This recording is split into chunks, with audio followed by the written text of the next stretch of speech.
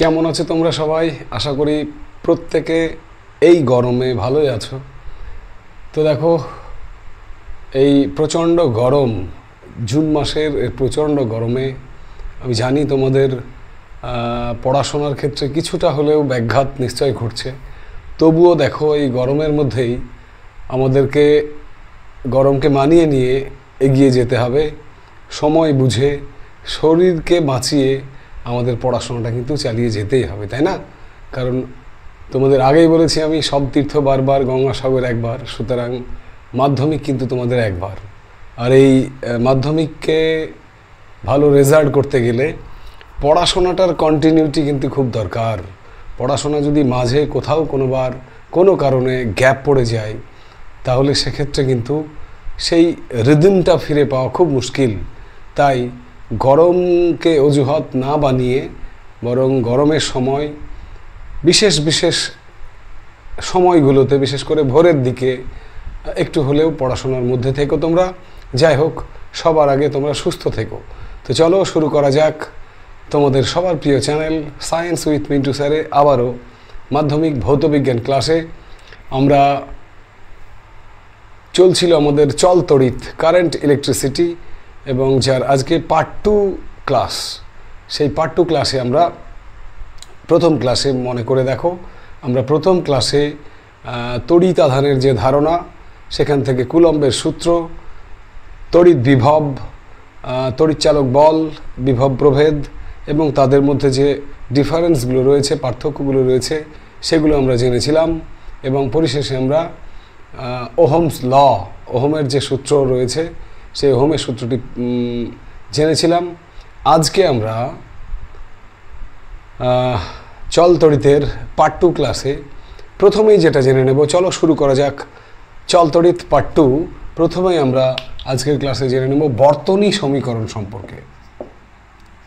বর্তনী সমীকরণ। তো দেখো, কোনো তড়িৎ কোষের ই যদি তড়িৎচালক বল হয়, ই সমান ধরে নিলাম আমি তড়িৎচালক বল ই, আর যদি সেই তড়িৎ কোষের অভ্যন্তরীণ রোধ হয়, অভ্যন্তরীণ রোধ যেটাকে বলা হয় স্মল আর, আর ওই বর্তনীতে একটি রোধ যুক্ত করা হয়েছে যাকে ক্যাপিটাল আর বলা হয়, এটা ওই বর্তনীর রোধ।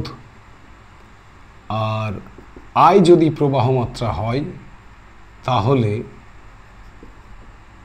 আমরা এক্ষেত্রে ওই বর্তনীর মোট রোধটা কত পাবো? মোট রোধ দেখো, অভ্যন্তরীণ রোধ আর, আর এমনি একটা রোধ যুক্ত আছে ওই তড়িৎ কোষে যেটা ক্যাপিটাল আর, তাহলে মোট রোধ হয়ে গেল ক্যাপিটাল আর প্লাস স্মল আর। তাহলে আই সমান সমান, অর্থাৎ প্রবাহ মাত্রা সমান, আমরা লিখতে পারি E by R plus R. I সমান E by R plus R, capital R plus small R. এই সমীকরণটাকে আমরা বলি বর্তনী সমীকরণ। বর্তনী সমীকরণ, এটা কিন্তু একটু মাথায় রেখো যে আই সমান E by capital R plus small R. এবার এখানে দেখো, তুমি যদি কোনাকুনি গুণ করে দাও, তাহলে আমরা কি পাবো? আমরা পাবো E is equal to I capital R plus I small R, অর্থাৎ ই ইজ ইকুয়াল টু, এই আই আরকে আমরা আবার ওহমের সূত্র অনুযায়ী কি জানি? আই আর মানে ভি। ওহমের সূত্র মনে আছে? ফ্রম ওহমস ল, ওহমের সূত্র থেকে আমরা পাই V is equal to I R. তার বিভব পার্থক্য সমান প্রবাহ মাত্রা ইন্টু রোধ। তাহলে আই আর এর জায়গায় আমি ভি লিখতে পারি প্লাস আই স্মল আর। সুতরাং আই স্মল আর সমান কি হয়ে গেল? ভি যদি বাম দিকে চলে আসে, ই মাইনাস ভি।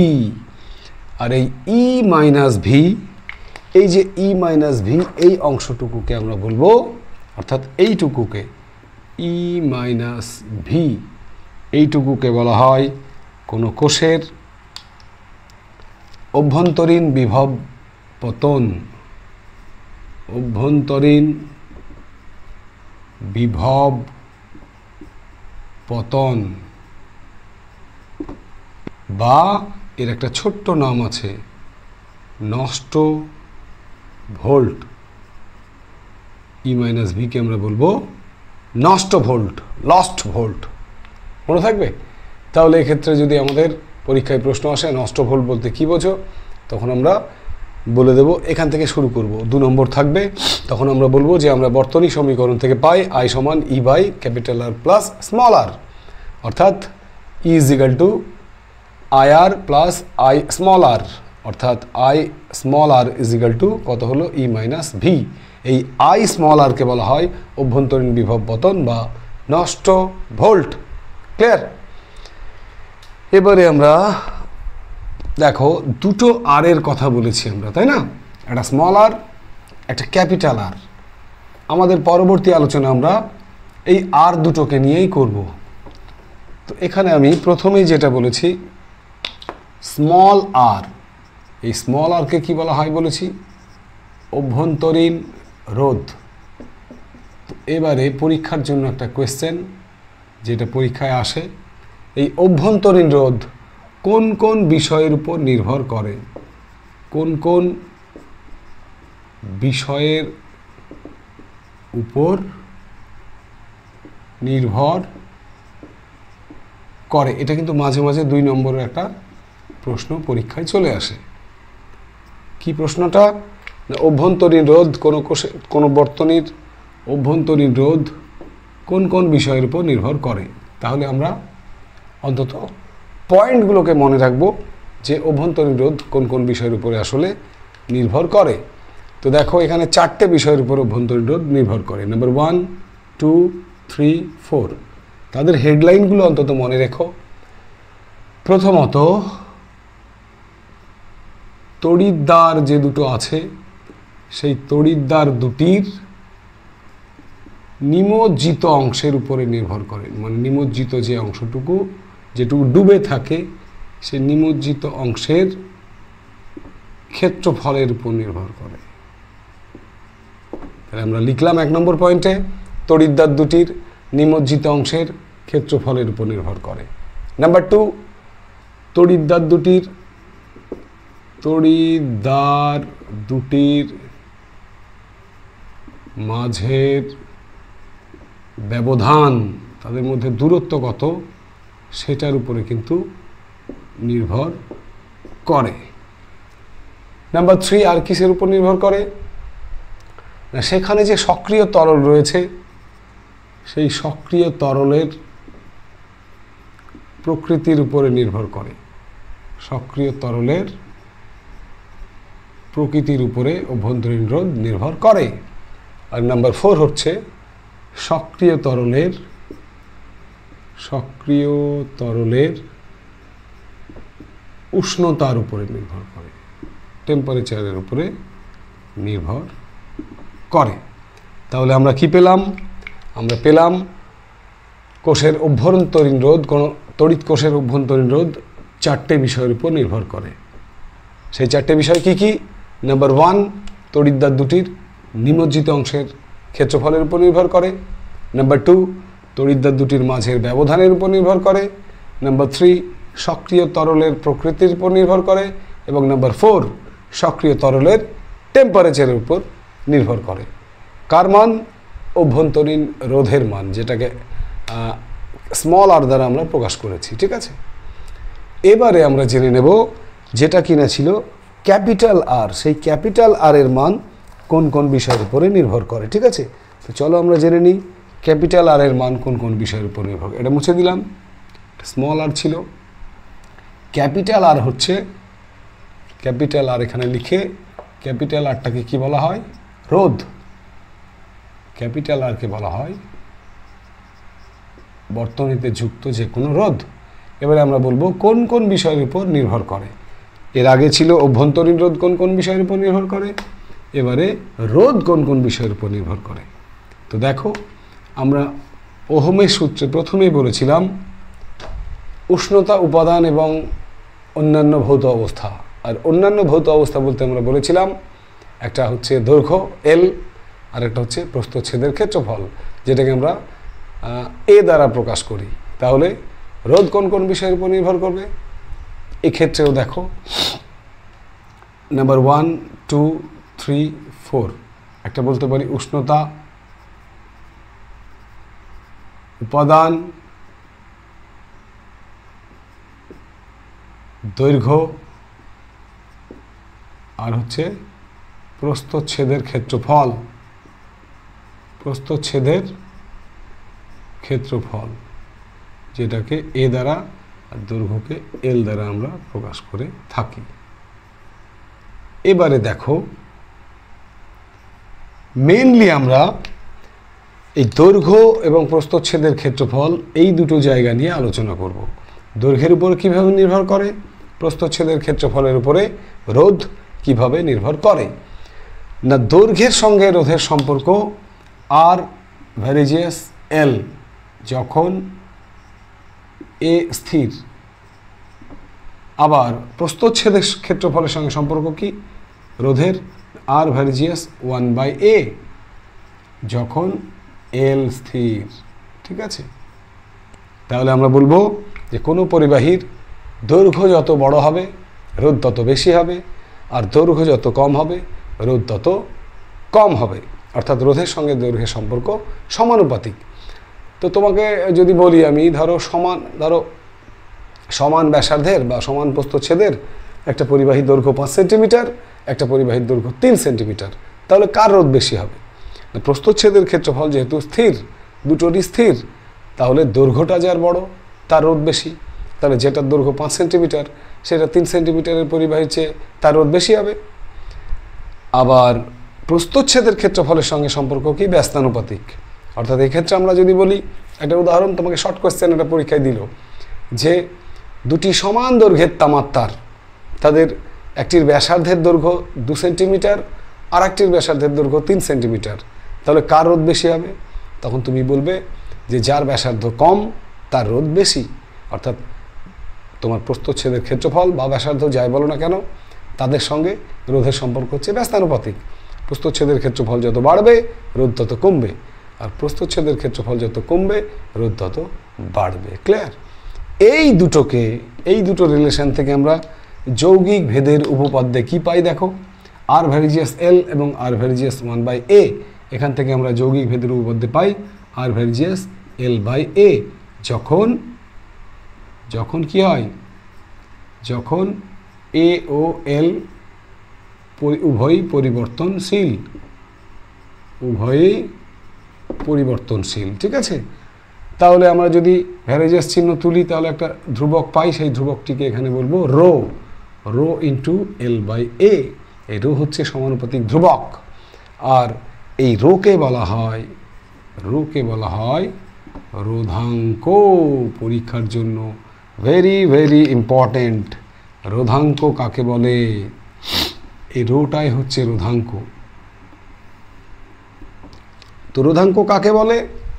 রোধাঙ্কের সংজ্ঞায় আসার আগে এখানে একবার দেখে নাও, যদি এল এর মান 1 হয় আবার এ এর মান 1 হয়, তার মানে কি? এল মানে ছিল দৈর্ঘ্য, তাহলে একক দৈর্ঘ্য, L is equal to 1 means একক দৈর্ঘ্য, আর A is equal to 1 means area, অর্থাৎ ক্ষেত্রফলটাও একক।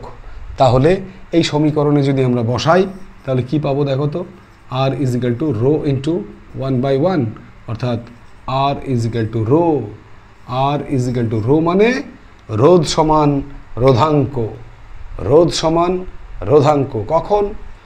যে সমস্ত পরিবাহীর দৈর্ঘ্যটা একক এবং প্রস্থচ্ছেদ একক, তাদের ক্ষেত্রে রোধ এবং রোধাঙ্কের মান সমান হয়। তার রোধাঙ্ক কাকে বলে? না কোনো পরিবাহীর একক দৈর্ঘ্য এবং একক প্রস্থচ্ছেদের ক্ষেত্রফল যদি হয় তাহলে তার রোধকেই রোধাঙ্ক বলে। অথবা আমরা বলতে পারি একক ঘনক আয়তনের কোনো পরিবাহীর দুই পৃষ্ঠতলের যে রোধ পার্থক্য দেখা যায় সেটাই হচ্ছে তার রোধাঙ্ক। আমি আবারও বলে দিই যে একক দৈর্ঘ্য এবং একক প্রস্থচ্ছেদের কোনো পরিবাহীর রোধকেই বলে রোধাঙ্ক। মনে থাকবে?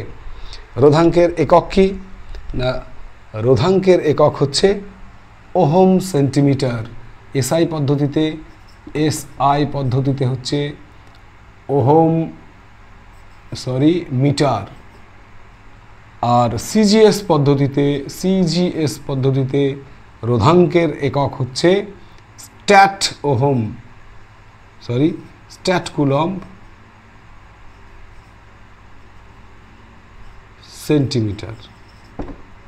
ঠিক আছে, স্ট্যাট কুলম্ব সেন্টিমিটার। তো চলো আমরা রোধ এবং রোধাঙ্ক দুটো ব্যাপারই জেনে গেছি। এখান থেকে একটুখানি তোমাদের পরীক্ষার জন্য স্পেশালি বলে দিই, একটা কোশ্চেন মাঝে মাঝেই দেখা যায়, সেটা হলো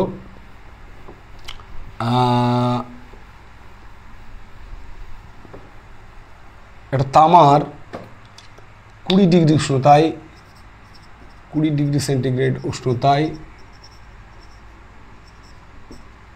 একটি তামার তারের রোধাঙ্ক 1.72 × 10⁻⁻6 ওহম সেন্টিমিটার। এই কথাটার অর্থ কি? 20 ডিগ্রি সেন্টিগ্রেড উষ্ণতায় তামার তারের রোধাঙ্ক 1.72 × 10⁻⁻6, এ কথার অর্থ কি? আচ্ছা, ওখানে আমরা একটুখানি কারেকশান করে নিই। আমরা সিজিএস পদ্ধতিতে রোধাঙ্কের যে এককের কথাটা বলেছিলাম, এসআই পদ্ধতিতে হচ্ছে ওহম মিটার, সিজিএস পদ্ধতিতে কিন্তু স্ট্যাট ওহম সেন্টিমিটার। হ্যাঁ, ওটা স্ট্যাট কুলম্ব লেখা ছিল সম্ভবত, ওটা হবে স্ট্যাট ওহম সেন্টিমিটার। ঠিক আছে, তো চলো এবারে যে পরীক্ষায় যে প্রশ্নটি আসে, 20 ডিগ্রি সেন্টিগ্রেড উষ্ণতায় একটি তামার তারের রোধাঙ্ক 1.72 × 10⁻⁻6 ওহম সেমি বলতে কি বোঝো? আমরা বুঝি যে 20 ডিগ্রি সেন্টিগ্রেড উষ্ণতায় 1 সেন্টিমিটার বাহু বিশিষ্ট কোনো তামার যদি ঘনক আমরা কল্পনা করি, তাহলে তার যে কোনো দুটি পৃষ্ঠের রোধ পার্থক্য হচ্ছে কত? 1.72 × 10⁻⁻6 ওহম। মনে থাকবে, তামার যে প্রত্যেকটি বাহু হবে 1 সেন্টিমিটার, সেটাকে যদি আমরা ঘনক কল্পনা করি, এই প্রত্যেকটা দেখো 1 সেমি, দৈর্ঘ্য 1, প্রস্থ 1, উচ্চতা 1, তার মানে কি? তার আয়তন হচ্ছে একক ঘনক। তার জন্য আমরা বলবো যে 20 ডিগ্রি উষ্ণতায় 1 সেন্টিমিটার বাহু বিশিষ্ট কোনো তামার ঘনকের দুটি বিপরীত পৃষ্ঠতলের রোধ পার্থক্য হচ্ছে 1.72 × 10⁻⁻6 ওহম। এটাই আমরা বুঝি। বোঝা গেল? নেক্সট, এবারে আমাদের আলোচ্য বিষয়, আমরা রোধ শিখেছি, রোধাঙ্ক শিখেছি, ঠিক তেমনি কাছাকাছি দুটো রাশি আমরা শিখব। একটি হচ্ছে পরিবাহিতা এবং আর একটি হচ্ছে পরিবাহিতাঙ্ক। পরিবাহিতা ও পরিবাহিতাঙ্ক।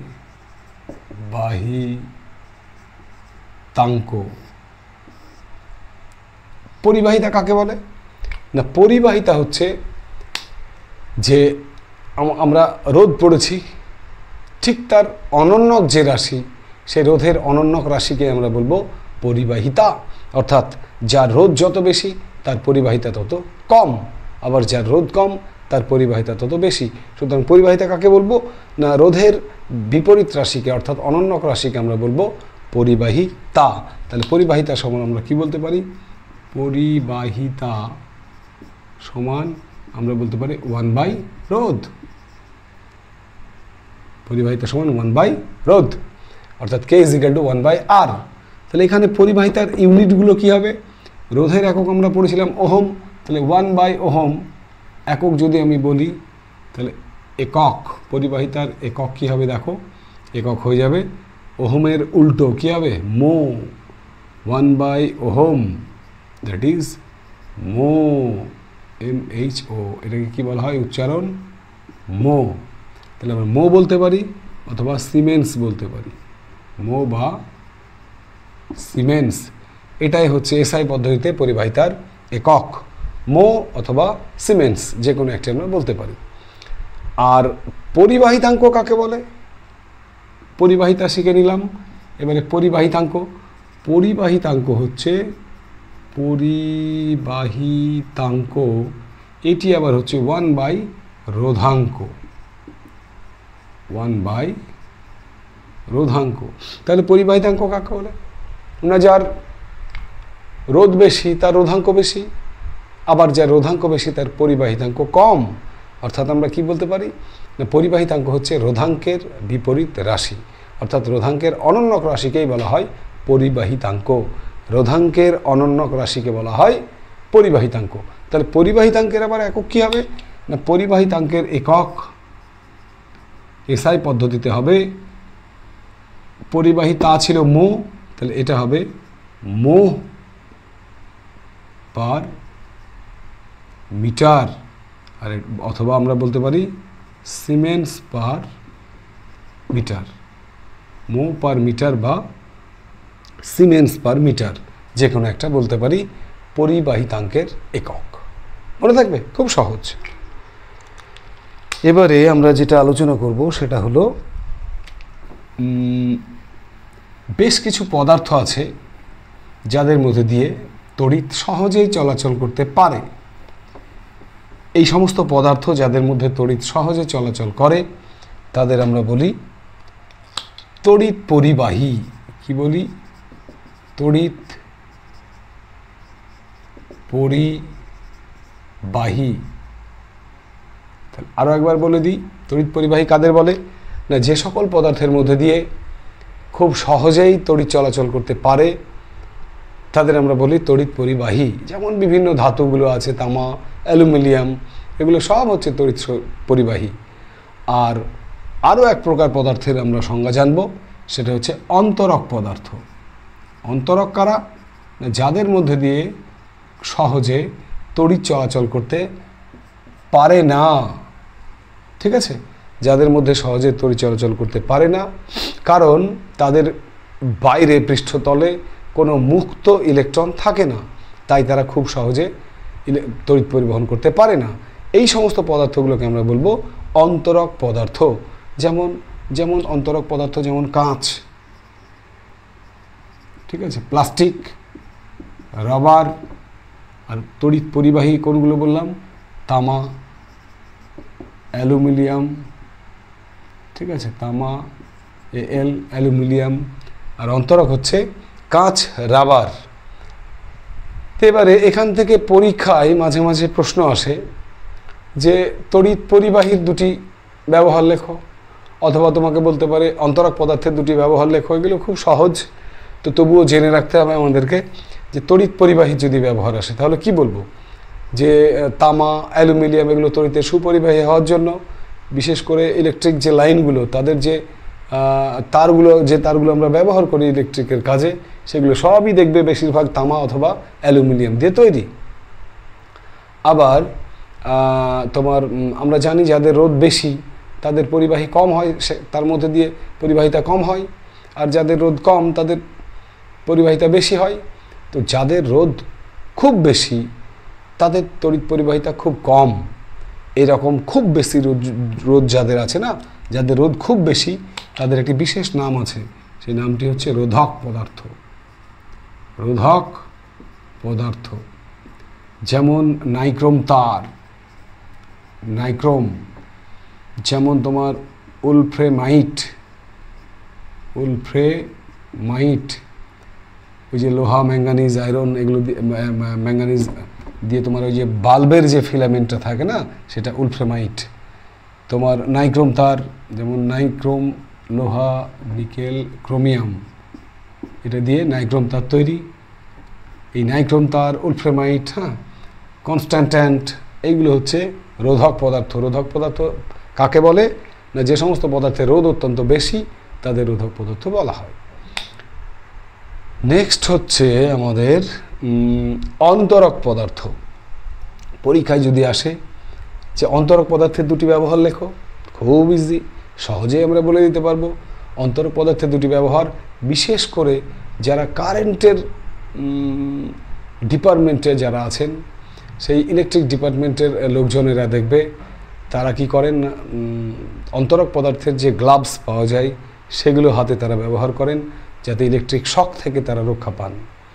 এছাড়াও মনে করো যে আমাদের সুইচ, ইলেকট্রিক বোর্ডের যে সুইচগুলো তৈরি হয় এবোনাইট দিয়ে, সেগুলো অন্তরক পদার্থ। এছাড়াও তোমার বিভিন্ন ইলেকট্রিক্যাল তারের বাইরে যে কেবলগুলো দেওয়া হয় সেগুলো বিভিন্ন অন্তরক পদার্থ দিয়ে নির্মাণ করা হয়। এগুলো হচ্ছে বিভিন্ন অন্তরক পদার্থের ব্যবহার। ঠিক আছে, তো নেক্সট আমরা এরপরে একটুখানি জেনে নেব আমরা কি পড়ছি, মনে আছে তো? আমরা পড়ছি রোধ কোন কোন বিষয়ের উপর নির্ভর করে। তার মধ্যে আমরা দৈর্ঘ্য প্রস্থচ্ছেদের গল্পটা শুনে নিলাম, তাই না? এবারে উষ্ণতার উপরে রোধের প্রভাব, অর্থাৎ উষ্ণতা ও রোধ, আমরা বলতে পারি উষ্ণতা ও রোধ। এখান থেকে পরীক্ষার জন্য বিশেষভাবে মনে রেখো, উষ্ণতার সঙ্গে সাধারণত রোধের সম্পর্ক হচ্ছে সমানুপাতিক। উষ্ণতা বাড়লে রোধ বাড়বে, উষ্ণতা কমলে রোধ কমবে, কিন্তু ব্যতিক্রম। আর এই ব্যতিক্রমগুলোই পরীক্ষায় বেশি আসে, তোমরা জানো। ব্যতিক্রম হচ্ছে কিছু অর্ধপরিবাহী আছে, যেমন জার্মেনিয়াম, যেমন সিলিকন। এই জার্মেনিয়াম, সিলিকন এই সমস্ত অর্ধপরিবাহী বা যাদের আমরা বলি সেমিকন্ডাক্টর, এই অর্ধপরিবাহীগুলোর ক্ষেত্রে উষ্ণতা বাড়লে রোধ কিন্তু কমবে। এটা মাথার মধ্যে ঢুকিয়ে নিও যে সব ক্ষেত্রে কিন্তু উষ্ণতা বাড়লে রোধ বাড়ে না, উষ্ণতা বাড়লে রোধ কমবে। কাদের? জার্মেনিয়াম, সিলিকন, এই সমস্ত অর্ধপরিবাহীদের ক্ষেত্রে। মনে থাকবে? ব্যাস, তাহলে আজকের ক্লাসে আমরা যেগুলো জেনে নিলাম সেগুলো আপাতত আরও একবার তোমাদের রিমাইন্ড করে দিই। সেগুলো হচ্ছে যে আমরা বর্তনী সমীকরণটি জেনে নিলাম, সেখানে দেখলাম নষ্ট ভোল্ট কাকে বলে সেটা পেয়েছি আমরা, ই মাইনাস ভিকে নষ্ট ভোল্ট বলে।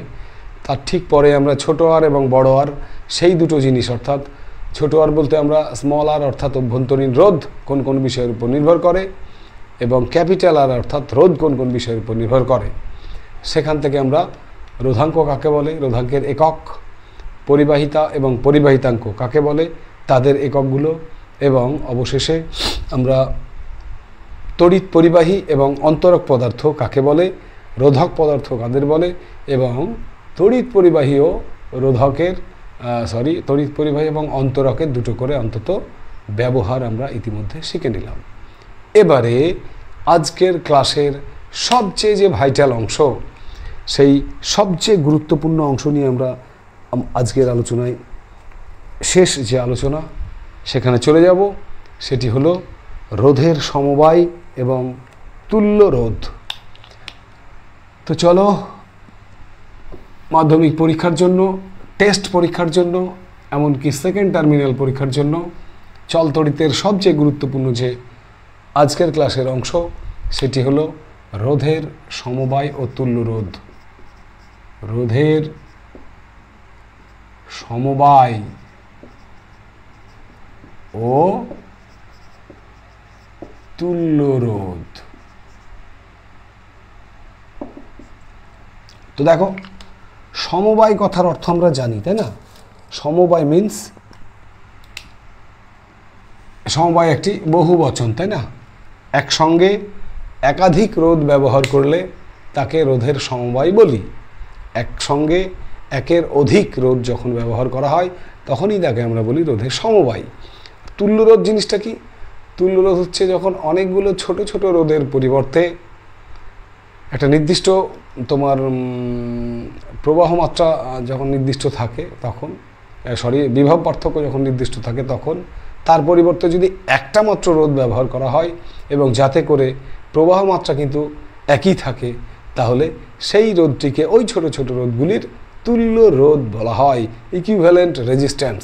অর্থাৎ ছোট ছোট রোধগুলোর পরিবর্তে যে একটা রোধ ব্যবহার করলাম তাতে প্রবাহ মাত্রাটা যেন স্থির থাকে, তখন ওই বড় রোধটিকে ছোট ছোট রোধগুলির তুল্য রোধ বলা হয়। তো আমরা এই তুল্য রোধের যে সমবায়, সেই সমবায় আমরা দেখব দুই রকমের হয়। একটা হচ্ছে শ্রেণী সমবায় আর একটা হচ্ছে সমান্তরাল সমবায়। তো প্রথমে আমাদের আলোচনা শ্রেণী সমবায়। রোধের শ্রেণী সমবায় বলতে আমরা কি বুঝি না, শ্রেণী সমবায় হচ্ছে যখন রোধগুলোকে পাশাপাশি রাখা হয়, অর্থাৎ একটা রোধের শুরু আর একটা রোধের মানে একটা রোধের শেষ, সেখান থেকে আর একটা রোধের শুরু, আবার একটা রোধের শেষ, তারপর থেকে আর একটা রোধের শুরু, পাশাপাশি অবস্থিত এই রকম রোধগুলোকে একসঙ্গে বলা হয় শ্রেণী সমবায়। তোমাদের পরীক্ষায় একটা প্রশ্ন আসে যে প্রমাণ করো শ্রেণী সমবায়ের ক্ষেত্রে যদি তুল্য রোধ ক্যাপিটাল আর হয় তাহলে শ্রেণী সমবায়ের ক্ষেত্রে আর সমান R1 plus R2 plus R3, এটা তোমাদের প্রমাণ করতে দেয়। তো কি করে প্রমাণ করব একবার দেখে নাও, পরীক্ষার জন্য VVI একটু মনোযোগ সহকারে দেখে নাও। মনে করো পাশাপাশি আমি তিনটে রোধ নিলাম, এই একটা রোধ AB পরিবাহী, তার রোধ নিলাম আমি R1, BC পরিবাহী, তার রোধ নিলাম আমি R2, এবং CD পরিবাহী, তার রোধ নিলাম এখানে আমি R3। দেখো দেখো AB পরিবাহী যেখানে শেষ হয়েছে B বিন্দুতে, ঠিক BC পরিবাহী সেখানে শুরু হয়েছে, আবার BC যেখানে শেষ হয়েছে CD সেখানে শুরু হয়েছে, অর্থাৎ একটা রোধের শেষ প্রান্ত আর একটা রোধের শুরু, আর একটা রোধের শেষ প্রান্ত অপর একটি রোধের শুরু, এই জন্য এটা হচ্ছে একটা শ্রেণী সমবায়। এক্ষেত্রে দেখো যদি আমরা এর প্রবাহ মাত্রাকে I ধরি, এর মধ্যে যে তড়িৎ প্রবাহিত হচ্ছে সেটা যদি প্রবাহ মাত্রা এর যদি I হয়, তাহলে প্রথম ক্ষেত্রে এই AB পরিবাহীর ক্ষেত্রে আমরা ওহমের সূত্র থেকে কি পাবো, VA minus VB is equal to কী হবে, VA মাইনাস VB সমান আমরা ওহমের সূত্র থেকে জানি VIR, এখানে আরটা 1 R1, ওহমের সূত্রে আমরা পাই VA মাইনাস VB সমান IR1, মনে আছে তো ওহমের সূত্রের গাণিতিক রূপ।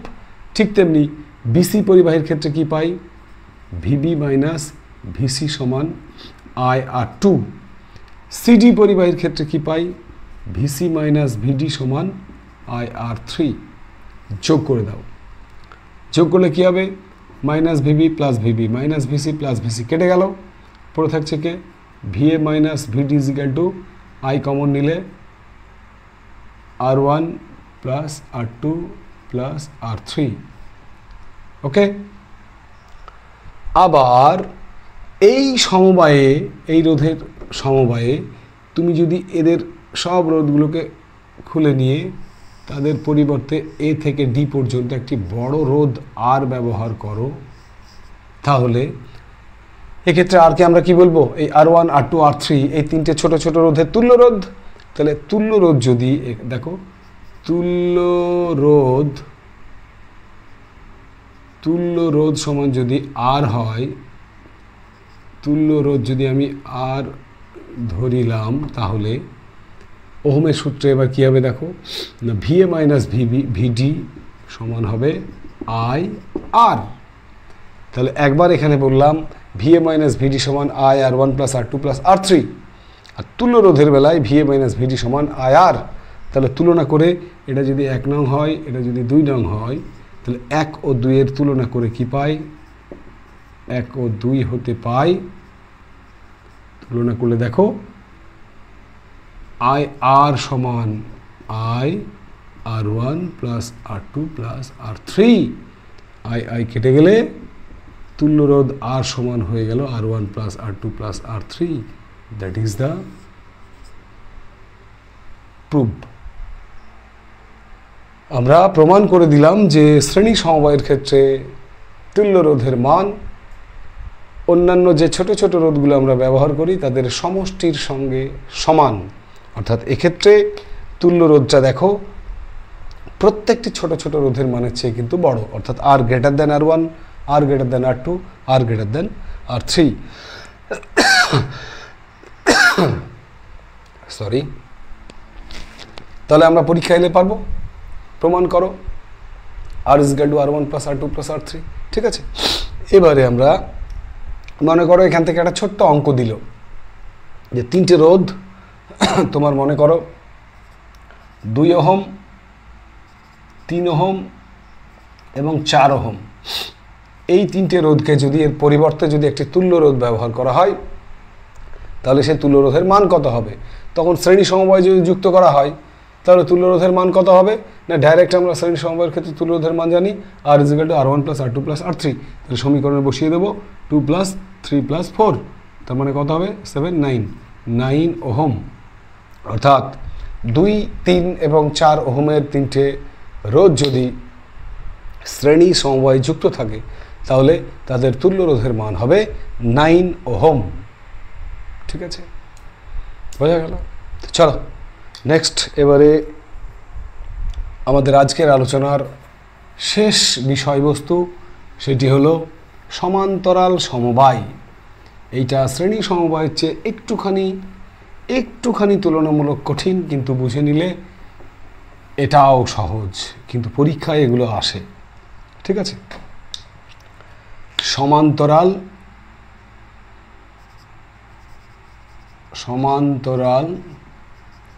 সমবায়, এক্ষেত্রে কি হয়, রোধগুলো একটি আরেকটির সঙ্গে সমান্তরালভাবে থাকে। ঠিক আছে, তো দেখো সমান্তরাল সমবায় থেকে প্রশ্নটা কি আসে?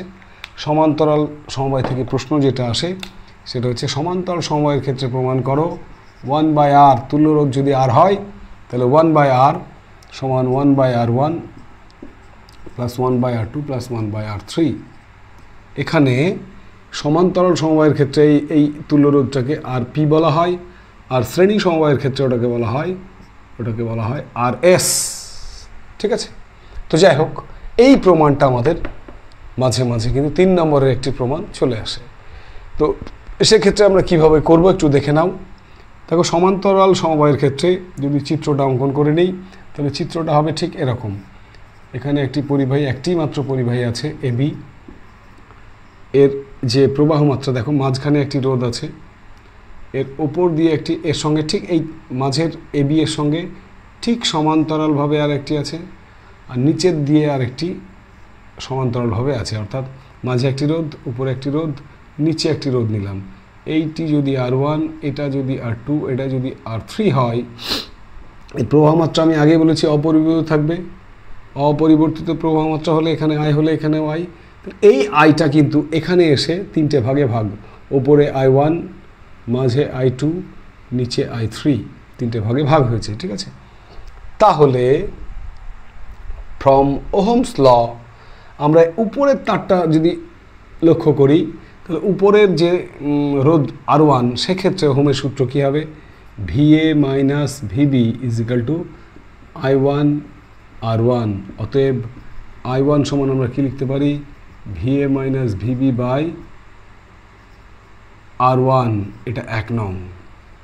ঠিক মাঝের তারটার ক্ষেত্রে কি হবে? যেটা রোধ R2, সেখানে আবার দেখো VA - VB সমান I2 R2। তাহলে I2 সমান কত হবে? VA - VB R2। এটা হবে 2 নং। আর এই নিচের তার যেটা রয়েছে, এই নিচের তারের যেটা রোধ R3, তার ক্ষেত্রে হবে ওহমের সূত্রে পাবো আমরা VA - VB সমান I3 R3। তাহলে I3-র মান কত হবে? VA - VB R3। এটা 3 নম্বর সমীকরণ। আবার আমরা এখান থেকে দেখো, হ্যাঁ লক্ষ্য করো, এই প্রবাহ মাত্রা I এই বিন্দুতে এসে 3টে ভাগে ভাগ হয়েছে। I থেকেই কিন্তু 3টে ভাগে ভাগ হয়েছে, I1 I2 I3। তাহলে আমরা কি লিখতে পারি? যেহেতু I সমান I1 + I2 + I3, অতএব I1 + I2 + I3, I1 + I2 + R3-র মান আগে বের করো। 1 2 3, 3টে সমীকরণ, এই 3টে সমীকরণ যদি আমি যোগ করি তাহলে I1 + I2 + I3 সমান, এই 3টে যোগ করলে প্রত্যেকটার উপরে আছে VA - VB, কমন নিয়ে নিলাম। VA - VB, VA - VB, VA - VB, উপরে কমন নিয়ে নিলাম, পড়ে থাকবে 1/R1 + 1/R2 + 1/R3। এবারে এই 3টে ছোট ছোট যে রোধ ব্যবহার করেছিলাম R1 R2 R3, এদের পরিবর্তে আমি একটি তুল্য রোধ নিলাম, যেটা হচ্ছে কিনা ক্যাপিটাল R। দেখো এখান থেকে একটি তুল্য রোধ দিয়ে দিলাম, যে কোনো জায়গায় যোগ করো, এটা হচ্ছে ক্যাপিটাল R, এর তুল্য রোধ এইটা। তাহলে তখন ওহমের সূত্রে আমরা কি পাবো? না তুল্য তুল্য রোধ সমান যদি ক্যাপিটাল আর হয় তাহলে অতএব ওহমের সূত্রে পাবো ভিএ মাইনাস ভিবি সমান আই আর, অর্থাৎ আই সমান কি হবে, আই সমান দাঁড়াবে ভিএ মাইনাস ভিবি বাই আর। ঠিক আছে, তাহলে এবারে দেখো, একটু আগে আমরা কি বলেছি, একটু আগে আমরা বলেছি যে আই সমান I1 plus I2 plus I3, এই যে আই সমান I1 plus I2 plus I3, তাহলে একবার আমরা বলছি I1 plus I2 plus I3 সমান এটা, আর একবার বলছি আই সমান এটা। তাহলে আই সমান যদি I1 plus I2 plus I3 হয় তাহলে এই অংশটুকু আর এই অংশটুকু সমান, তাহলে আমরা তুলনা করে কি পাবো না, আমরা তুলনা করে পাবো, এখানে লিখে দিলাম, ঠিক আছে, তুলনা করে পাচ্ছি V A minus V B by R, অর্থাৎ এই পোর্শনটা সমান সমান এই পোর্শনটা V A minus V B by into 1 by R1 plus 1 by R2 plus 1 by R3। এই ভিএ মাইনাস ভিবি আর ভিএ মাইনাস ভিবি কেটে গেলে অতএব 1 বাই R সমান 1 by R1 plus 1 by R2 plus 1 by R3, অর্থাৎ এটা কিন্তু তুল্যরোধ নয়, 1 বাই আর মানে হচ্ছে তুল্যরোধের অনন্যক, উল্টো মানটা। তাহলে আমরা বলতে পারি তুল্যরোধের অনন্যকের মান ছোট ছোট রোধগুলির অনন্যকের মানের সমষ্টির সঙ্গে সমান। আর একবার বলে দিই, সমান্তরাল সমবায়ের ক্ষেত্রে তুল্যরোধের মান অন্যান্য যে রোধ ছোট ছোট রোধগুলো আমরা নিয়েছি তাদের প্রত্যেকটির অনন্যকের মানের যোগফলের সঙ্গে সমান, অর্থাৎ 1 by R is equal to 1 by R1 plus 1 by R2 plus 1 by R3। তাহলে আমরা কি শিখলাম না, রোধের সমবায় কাকে বলে, সমবায় দুই প্রকারের, শ্রেণী সমবায় কাকে বলে, সমান্তরাল সমবায় কাকে বলে, এবং শ্রেণী ও সমান্তরাল সমবায়ের ক্ষেত্রে দুটো প্রমাণ শিখলাম। একটা হচ্ছে শ্রেণী সমবায়ের ক্ষেত্রে প্রমাণ করো R is equal to R1 plus R2 plus R3, আর সমান্তরাল সমবায়ের ক্ষেত্রে প্রমাণ করো 1 by R is equal to 1 by R1 plus 1 by R2 plus 1 by R3। দুটোর মধ্যে একটা কিন্তু পরীক্ষার জন্য রেডি, আর যদি আসে আমি জানি তোমরা প্রত্যেকে কিন্তু এটা লিখে দেবে, তাই তো? তো যাই হোক, আজকে চল তড়িৎ অর্থাৎ কারেন্ট ইলেকট্রিসিটি এই ক্লাসের পার্ট 2-এ আপাতত এত দূরই তোমাদের রইল। এই অংশটুকু ভালোভাবে বাড়িতে প্র্যাকটিস করো, ভিডিওটি দেখো, বইগুলোর সঙ্গে মেলাও, কোনো ঘাটতি থেকে থাকলে কমেন্ট সেকশন রয়েছে সেখানে জানাও, আমি অবশ্যই তোমাদের রেসপন্স করব এবং আনন্দের সঙ্গে জানাই তোমরা যেভাবে আমাকে সাপোর্ট করো। এই প্রচণ্ড গরমে, সত্যি কথা বলতে এই প্রচণ্ড গরমে যেখানে বসে থাকা বেঁচে থাকাই মানুষের কাছে দুরূহ ব্যাপার, কষ্টকর ব্যাপার, সেখানে গরমের মধ্যে এভাবে এই ক্যামেরার সামনে দাঁড়িয়ে ক্লাস নেওয়া যে কত কষ্টকর। তো সেজন্যই মন থেকে অনেক শুভেচ্ছা জানাই তোমাদের, যারা এভাবে এই যে তোমাদের জন্য একটু হলেও যে কষ্ট আমরা করি এবং সেটা তোমাদের এই যে ভালোবাসার দ্বারা আমাদের ফিডব্যাক দাও, ফিরিয়ে দাও, তার জন্য আবারও আমার যারা ভিউয়ার্স, যারা শিক্ষার্থী, যারা বন্ধু, তাদের প্রত্যেককে অসংখ্য ধন্যবাদ জানিয়ে প্রত্যেককে আবারও বরাবরের মতো বলি, সুস্থ থেকো, ভালো থেকো, পড়াশোনার মধ্যে থেকো এবং তোমাদের সবার প্রিয় চ্যানেল সায়েন্স উইথ মিন্টু স্যারকে এভাবেই সাপোর্ট করে যেও। ভিডিওগুলো বন্ধুবান্ধবের মধ্যে শেয়ার করে দিও, যাতে একটু হলেও তাদের কোনো একটু কাজে লাগে এবং সেই সঙ্গে আমরাও যাতে আরও মোটিভেট হই, আরও ভবিষ্যতে ভালো ভালো ভিডিও নিয়ে আসার জন্য অনুপ্রেরণা পাই, সেই আশায় এখানেই শেষ করছি। খুব শীঘ্রই ফিরব আবারও চল তড়িৎ পার্ট 3 নিয়ে তোমাদের সামনে। ততক্ষণের জন্য জয় হিন্দ, বন্দে মাতরম, টাটা।